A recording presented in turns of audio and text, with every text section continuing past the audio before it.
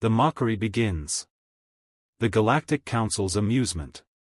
Colonel Marcus Blake stood at the observation deck of the Luna station, watching Earth rotate slowly beneath him. The blue marble looked peaceful, innocent even. He had no idea that somewhere in the depths of space, his entire species was being discussed like cattle at an auction. Those hairless apes? High Commander Zelthanos of the Zenthari Empire clicked his mandibles in amusement. They barely crawled out of their gravity well 50 years ago. My scouts report they still use chemical propulsion for most of their vessels. The Galactic Council chamber erupted in chittering laughter. Representatives from dozens of species found the notion absurd that these newcomers called humans might pose any threat to the established order. Their primitive broadcasts are quite entertaining, added Ambassador Velcara from the Crystalline Collective. They actually fight among themselves over territory smaller than a single moon. Such barbaric creatures. Earth's first warning. Back on Earth, Admiral Victoria Stone was having her morning coffee when every communication device on the planet simultaneously activated. The holographic projection that appeared showed a towering, insectoid creature with 4 arms and compound eyes that gleamed like black diamonds. Primitive species of the third planet, the alien's voice was translated into thousands of languages simultaneously. I am High Commander Zelthanos of the Zenthari Empire. Your world has been selected for harvesting. We require your resources and your population for our labor colonies. General Harrison Webb, who had been reviewing defense protocols, nearly dropped his secure tablet. Are you seeing this, Victoria? Unfortunately, yes. Admiral Stone's jaw tightened. Keep recording everything. The alien continued, your resistance would be amusing. We have conquered 847 worlds in the past millennium. Your species shows promise as manual laborers, though your fragile biology concerns us. We will arrive in 30 of your rotations to begin collection procedures. The galaxy watches. What the humans didn't know was that the Zenthari had broadcast their conquest announcement across the entire galaxy. It was tradition, a way to demonstrate their power and discourage resistance from other species. In the far reaches of space, ancient civilizations watched with mild interest. The Eternal Assembly, beings of pure energy who had transcended physical form eons ago, observed with detached curiosity. Another young species about to be extinguished, commented Elder Zephyros. These carbon-based lifeforms are always so brief in their existence. The mechanical consciousness, a collective of AI that had outlived their organic creators, calculated the odds of human survival at 0.0001%. Their vast processing power concluded that humanity would be extinct within one standard galactic cycle. Earth's preparation. Colonel Blake received the emergency summons within minutes of the broadcast. The emergency session at the United Earth Defense Command was unlike anything in human history. Ladies and gentlemen, Admiral Stone addressed the assembled officers, we are officially no longer alone in the universe. And apparently, we're on the menu. General Webb pulled up holographic displays showing Earth's military assets. Our entire space-based defense network consists of 12 orbital platforms, 47 armed satellites, and the lunar defense stations. Against a civilization that's conquered nearly 1,000 worlds. What about our ground forces? Asked Colonel Blake. Irrelevant if they glass the planet from orbit, replied General Webb grimly. We need to think outside conventional warfare. Dr. Elizabeth Morgan, the chief xenobiologist who had been hastily recruited, studied the alien broadcast footage. Their technology is clearly superior, but their tactics seem predictable. They announced their arrival, gave us time to prepare, and seemed to expect submission. Go on, Admiral Stone leaned forward. They're used to dealing with civilizations that surrender when faced with overwhelming force. But humans. Dr. Morgan smiled grimly. We have a saying, if you're going through hell, keep going. The underestimated response. What the Zenthari didn't anticipate was humanity's response. Within hours, every major power on Earth had contributed to a unified defense effort. Nuclear weapons were retrofitted for space combat. Civilian spacecraft were converted into makeshift attack vessels. Underground bunkers that had been abandoned since the Cold War were reactivated. But most importantly, humanity began doing what they did best: adapting, innovating, and preparing for the impossible. Colonel Blake found himself appointed as the commander of Operation Defiance, Earth's desperate gambit to survive first contact with a hostile alien empire. As he looked out at Earth one more time, he thought about his daughter playing in the garden below, unaware that her entire species was fighting for the right to exist. 30 days, he muttered to himself. 30 days to prove that humanity is more than just another primitive species. In the depths of space, the Zenthari fleet began its approach to Earth, confident in their inevitable victory. They had no idea they were about to encounter the most unpredictable, stubborn, and dangerous species the galaxy had ever known. The mockery was about to end, and the real story was just beginning. The first strike. The approach. Captain Diana Ross gripped the command chair of the stealth vessel, Shadow Runner, as it drifted silently through the asteroid belt.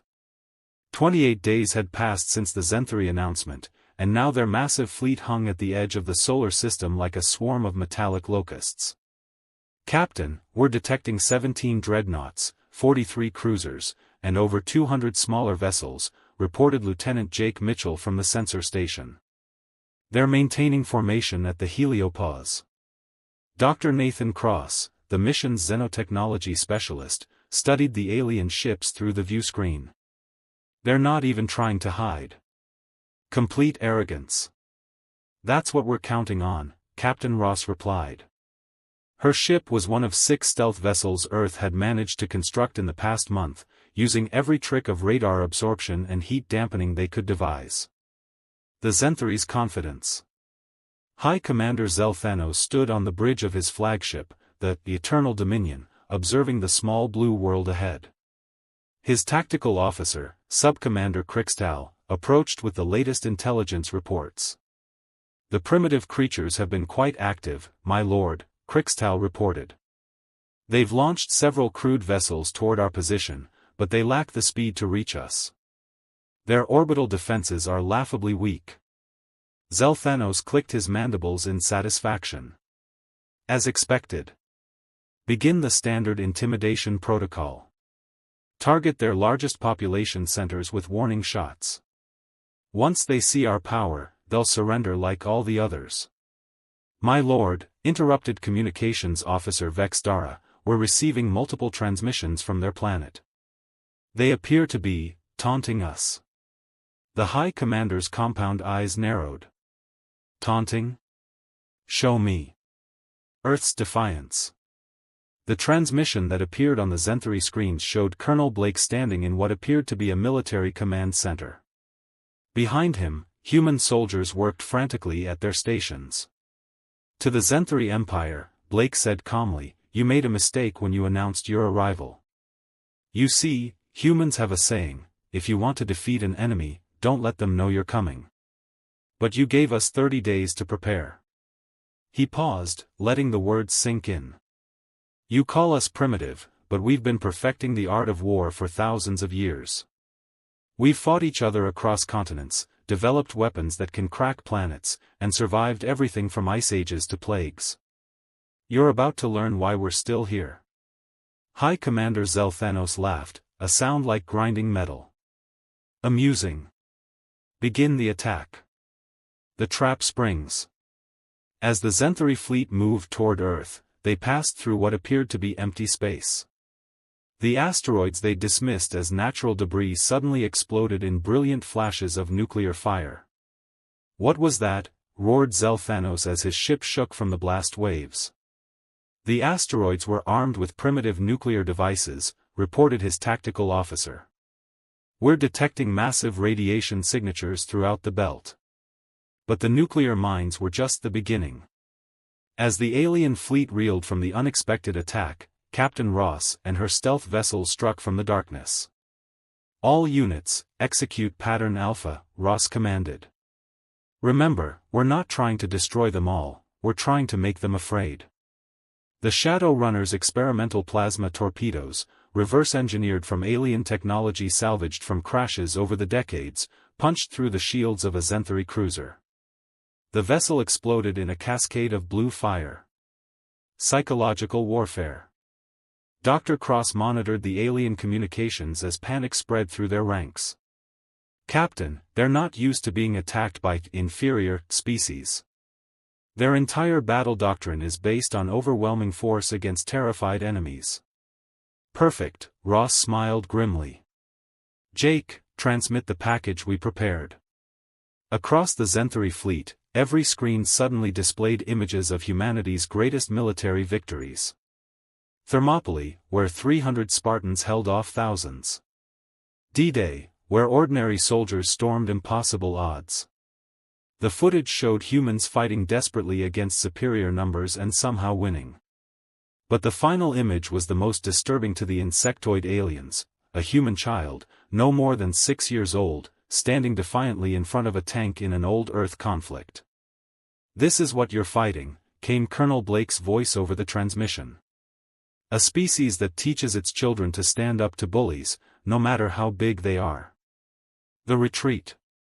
Subcommander Crixtal watched in horror as 3 more cruisers fell to the ghostly human attackers. "My lord, we cannot locate their vessels. They appear from nowhere, strike, and vanish." "Impossible." Zelfanos raged. "They're primitives. Their technology is centuries behind ours." "Sir," interrupted the communications officer, "we're receiving a message from the Galactic Council. They're asking about our progress." The High Commander's mandibles clicked nervously. The entire galaxy was watching, expecting another swift Zenthari victory. But his fleet was being systematically harassed by invisible enemies who seemed to know exactly where to strike. "Fall back to the outer system," he ordered reluctantly. "We need to reassess the situation. The galaxy takes notice." News of the Zenthari retreat spread through the galaxy like wildfire. In the crystal spires of the collective, Ambassador Velcara stared at the reports in disbelief. "They actually made the Empire retreat," she whispered. "These humans, what are they?" On the mechanical worlds of the consciousness, processing units recalculated their odds. The probability of human survival jumped from 0.0001% to 12.7%, still unlikely, but no longer negligible. In the energy realms of the Eternal Assembly, Elder Zephyros observed with growing interest. "Perhaps these carbon-based creatures are not as predictable as we assumed." The price of arrogance. Captain Ross docked her damaged stealth ship at Luna Station, where Colonel Blake was waiting with a grim expression.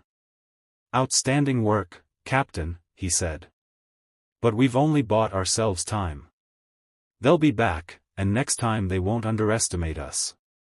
"Maybe," Ross replied, "but we've proven something important today. We've shown them that humans don't fight fair, and we don't give up. That's going to make them think twice about every move they make." Dr. Cross joined them, carrying a data pad full of readings from the battle. The psychological impact was significant. Their communications showed genuine fear, something they're not used to experiencing. Colonel Blake nodded. "Good. Fear makes people make mistakes. And we're going to need every advantage we can get." As Earth prepared for the next phase of the conflict, the Zenthari fleet hung in the outer darkness, no longer confident in their inevitable victory.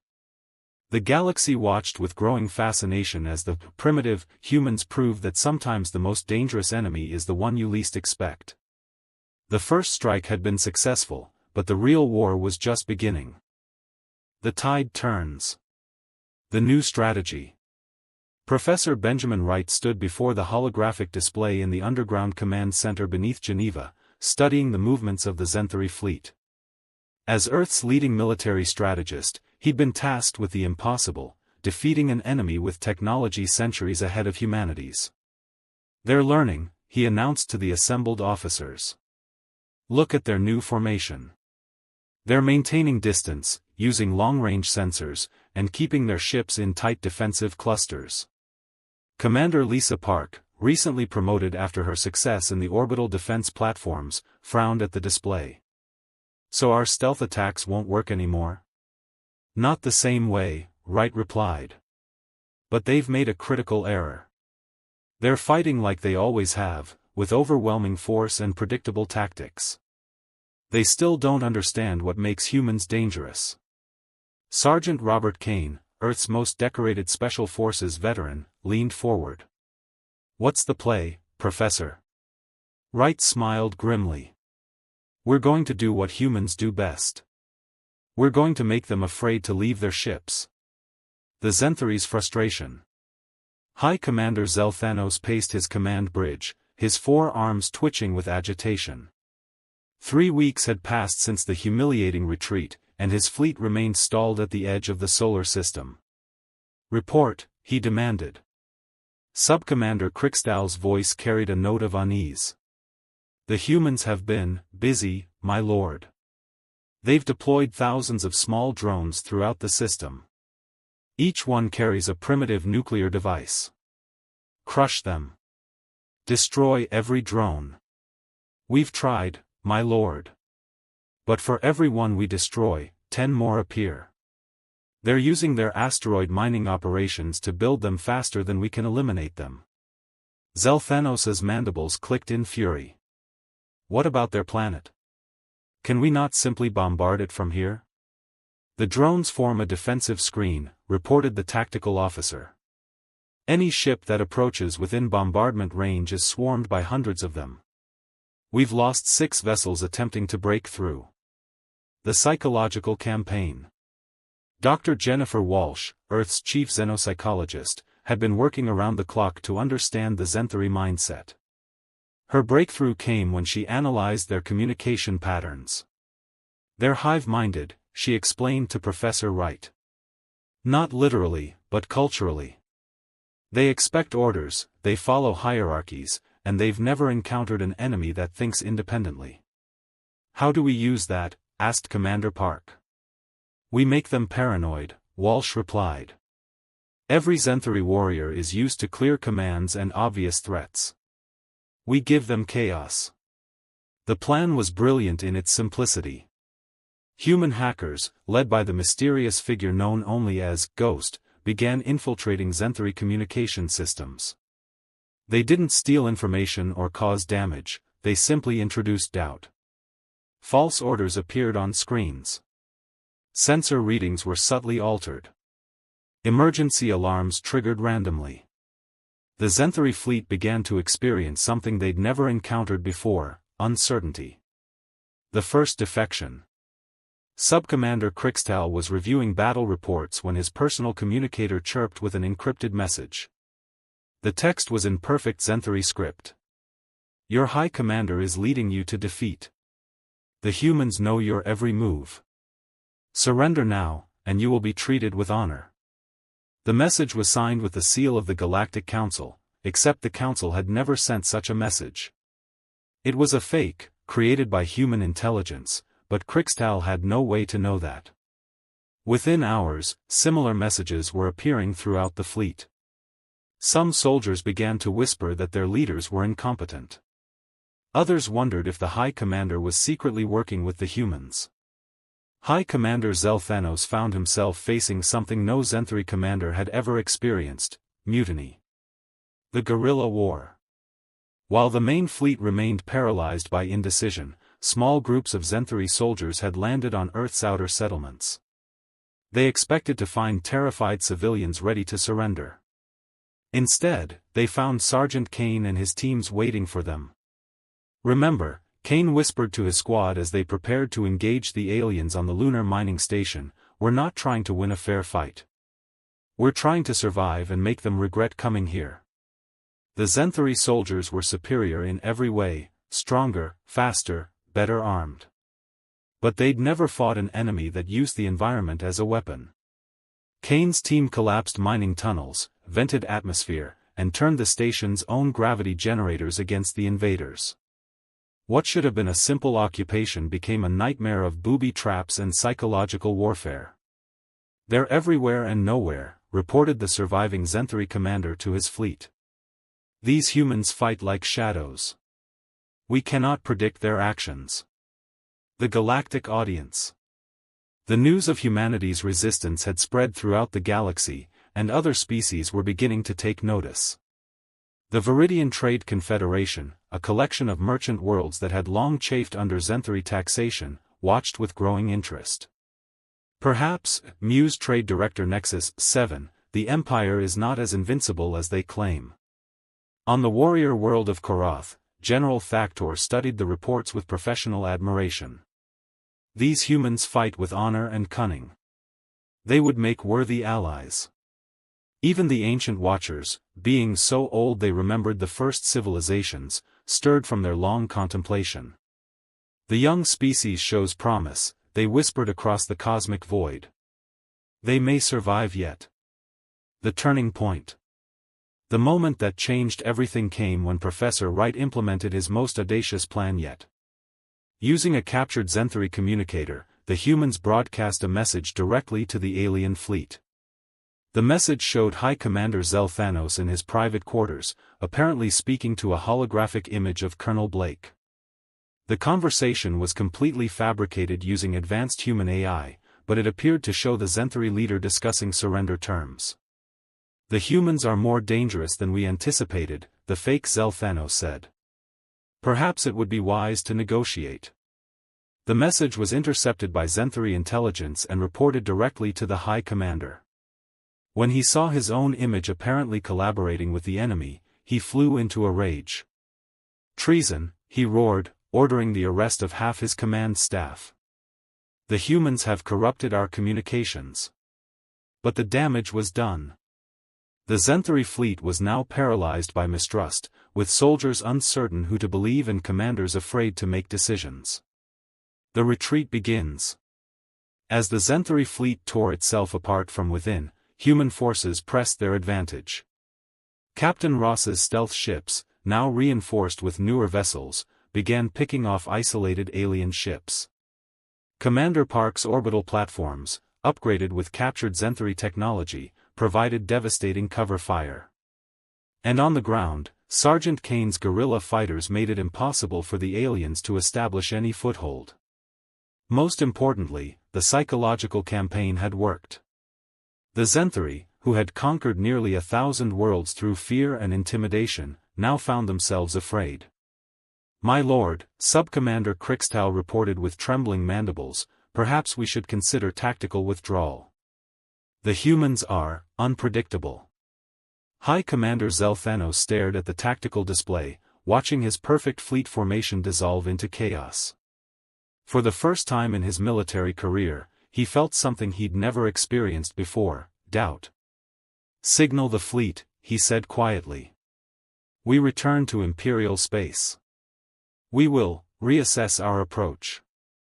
As the Zenthari fleet began its retreat, Earth celebrated its first real victory. But Professor Wright knew this was just the beginning. The galaxy had seen that humans could not only survive but fight back. The tide had turned, and the real war was about to begin. The hunt begins. The hunters become the hunted. Major Thomas Reed floated in the cramped cockpit of his modified interceptor, watching the Zenthari supply convoy through his targeting scope. 6 months had passed since the Empire's retreat from Earth, and humanity had taken a bold new strategy: if the aliens wouldn't come to them, they would go to the aliens. "Phantom Leader, this is Phantom 2, crackled Lieutenant Commander Julia Santos over the comm. "I count 12 cargo vessels and 4 escort fighters. They're following the same route as the last 3 convoys." Reed smiled grimly. The Zenthari had become predictable in their desperation. After losing face before the entire galaxy, they were struggling to maintain control of their empire. Supply lines that had operated without concern for millennia were now vulnerable. "Copy that, Phantom 2. Dr. Walsh, you reading their communications?" Dr. Jennifer Walsh's voice came through from the stealth command ship hidden in the asteroid field. "They're terrified, Major. Their chatter is full of references to the human plague and shadow demons. They're jumping at every sensor ghost. Good. Remember, we're not just hunting supplies. We're hunting their confidence. The Empire's panic. In the throne room of the Zenthari homeworld, Emperor Zwaxthalen listened to the increasingly desperate reports from his military commanders. The golden exoskeleton that marked his royal lineage seemed to have lost its luster in recent months. Your Imperial Majesty, reported Fleet Admiral Kekvaris, we've lost 17 supply convoys in the past month. The humans appear to be everywhere and nowhere. They strike without warning and vanish before we can respond. How is this possible? The Emperor's voice resonated with fury. They are a single planet. We are an empire of 1,000 worlds. The humans are different, Your Majesty. They don't fight like any species we've encountered. They turn our own tactics against us. They make us afraid to leave our strongholds. The Emperor's 4 arms trembled with rage. Then we crush them completely. Assemble the Grand Armada. We will make an example of their world that will echo through the galaxy. Earth's new allies. What the Zenthari didn't know was that their retreat had accomplished something unprecedented. It had made humanity visible to the galaxy's other powers. In the crystal spires of the Viridian Trade Confederation, an emergency council was convening. The humans have proven that the Empire can be defeated, declared Trade Director Nexus 7. This changes everything. For the first time in centuries, we have hope of freedom. Captain Michael Gray, Earth's first interstellar diplomat, stood before the assembled alien traders. His ship, the Endeavour, had been humanity's first attempt at faster-than-light travel, cobbled together from captured Zenthari technology. We're not asking you to fight, Gray said carefully. We're asking you to trade. We have something the Empire fears, the ability to make their enemies disappear. The trade agreement was simple. The Confederation would provide humanity with star charts, advanced materials, and intelligence on Zenthari movements. In return, human raiders would target Imperial supply lines, disrupting their control over the trade routes. The technological revolution. Back on Earth, the reverse engineering project had reached a breakthrough. Dr. Nathan Cross, now leading the Xenotechnology Division, stood before a gathering of Earth's top scientists and military leaders.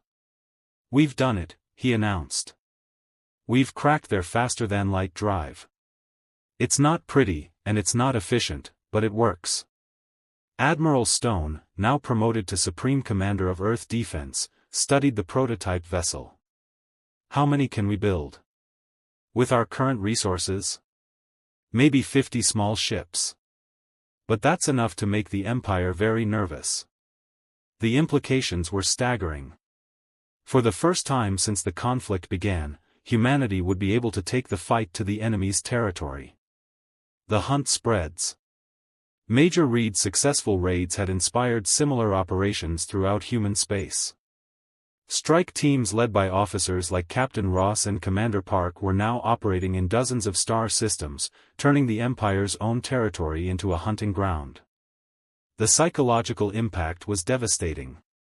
Zenthari worlds that had never known fear now lived in constant terror of human raids. Shipping lanes that had operated for millennia were now dangerous corridors where death could strike from the darkness.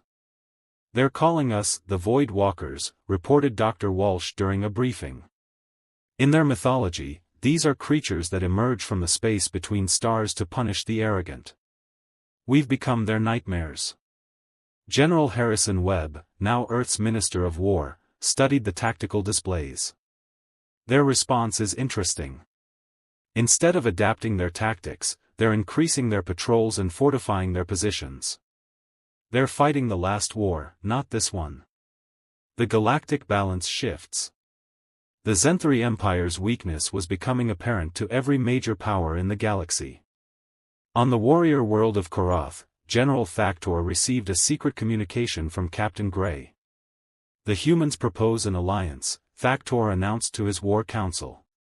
They offer to share their raiding techniques in exchange for military support. Can we trust them? Asked his second-in-command. They've done something no one thought possible, Thaktor replied. They've made the Empire afraid. That alone makes them worthy of respect. The alliance between humanity and the Koroth warrior clans was formalized in a simple ceremony. Both species valued honor, courage, and the ability to fight against impossible odds. The Emperor's desperate gambit. Faced with rebellions on multiple fronts and an economy crippled by disrupted trade routes, Emperor Zwaxthalen made a fateful decision. He would personally lead the Grand Armada to Earth and end the human threat once and for all. Assemble every ship, he commanded. Every soldier, every weapon. We will not merely defeat the humans, we will erase them from existence. The Grand Armada was a sight to behold, over 3,000 vessels, including the Empire's most powerful dreadnoughts. It was the largest military force ever assembled by the Zenthari, designed to overwhelm any possible resistance. But as the massive fleet prepared to depart, intelligence reports were already flowing back to Earth. The humans and their new allies were ready. The trap is set.